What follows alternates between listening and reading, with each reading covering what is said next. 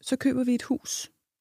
Og det er nok første gang, der sker noget i mit liv, hvor jeg kan mærke, at jeg giver afkald på mig selv.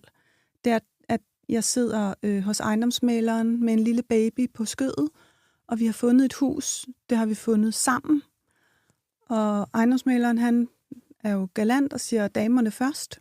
Og til at skrive under. Til at skrive under på købsaftalen. Og så sidder han iskoldt, og så siger han, hun skal ikke skrive under. Vi har slet ikke talt om det her inden, så det bliver sådan et overraskelsesangreb.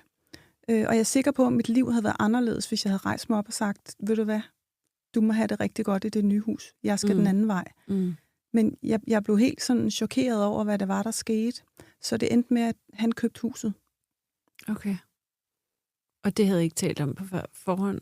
Det havde vi ikke talt om på forhånd, nej. Så han tager dig lidt med bukserne nede der foran ejendomsmæleren? Ja. Og flink som du er, sidder du stille og lader som ingenting, dybt chokeret? Stemningen var utrolig akavet. Han var også meget... Altså, han vidste ikke, hvad han skulle gøre, den ejendomsmægler. Jeg tror ikke, han har prøvet det før.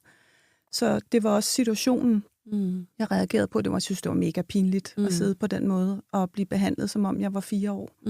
Og hvad skete der, da I kom ud fra den ejendomsmægler? Han havde købt et hus. Jeg tror, vi talte lidt om det, men det var meget sådan... Altså, han havde flest penge med ind, og synes det var naturligt, at han ville gerne investere, og det kunne han lige så godt gøre i mursten. Ja. Men selvom han havde flest penge med, kunne du godt stå på skødet? Ja. Men vi talte ikke om det på den måde, og efter et halvt år blev vi jo gift, og så tænkte jeg, nu er det jo fint. Og det var det også i et par år, indtil vi bliver separeret. Men 2 sekunder, fordi jeg var lige optaget af den der sådan økonomidel der, fordi du arbejder i hans firma og får ikke løn for det. Nej.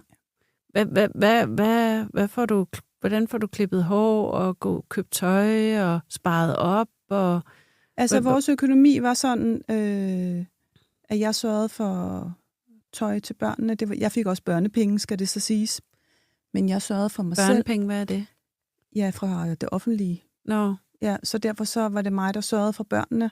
Men det er jo ikke særlig meget. Nej, men jeg brugte i hvert fald mine penge på dagligdagen og at bo og købe mad, og han brugte det på at bygge huset større og sætte